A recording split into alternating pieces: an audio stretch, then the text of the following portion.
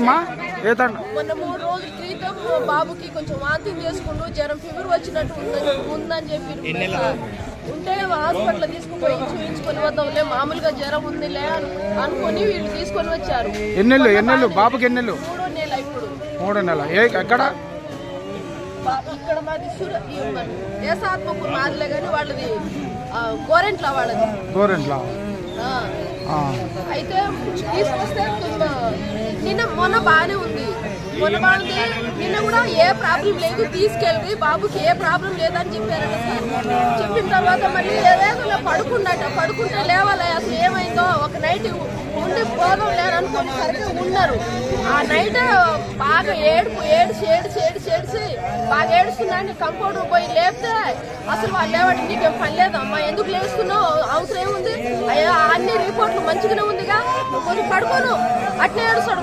పడుకున్నానంటావు, లేచి ఏడుస్తానంటావు, నేను నువ్వు పడుకొని గదాయించిరట. ఎవరన్నారన్నమాట? కంపౌండర్లు అన్నారట. సారుకు రమ్మను ఒకసారి డాక్టర్ రమ్మను, దండం పెడతా కాలు మొక్కుతున్నా కూడా వాళ్ళు ఏ మాట వినట్లేరట సార్. ఈయనపోతే వాళ్ళు మళ్ళీ తెల్లారి డాక్టర్ వచ్చినాక చూస్తే మామూలుగా ఏడ్చి పాలు తాపించినట. వెంటనే పడిపోయిండు.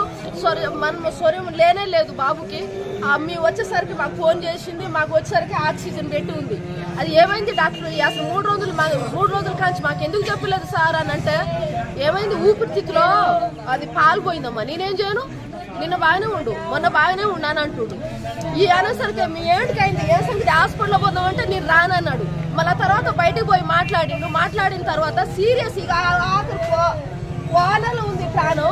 అప్పుడు ఇక పోదాం పానంటుండు. పోదాం పానేసరికి ఖమ్మం తీసుకుపోతే డాక్టర్ అన్నదిగా ఎందుకు తీసుకొచ్చిరమ్మా ఖాళీ మనిషికి అని చెప్పేసి మాట్లాడ కొన్ని డబ్బులు గుంజుకొని మళ్ళీ మాకు రిటర్న్ పంపేసింది. మీరు చేసింది ఏ పాపం, బాబు బాగలేకపోతే అంకూర్ హాస్పిటల్, ఇక్కడ ప్రేమ్ హాస్పిటల్.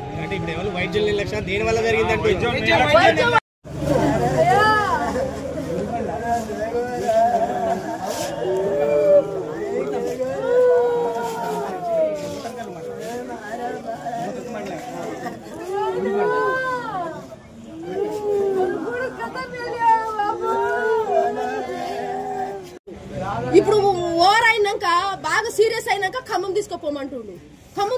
నువ్వు రమ్మంటే నేను రానంటున్నాడు. ఒక గంట సేపు ఒక 5 నిమిషాలు బయటకు పోయి మాట్లాడి నేను కూడా వస్తాను, మాతో పాటు వచ్చి మరి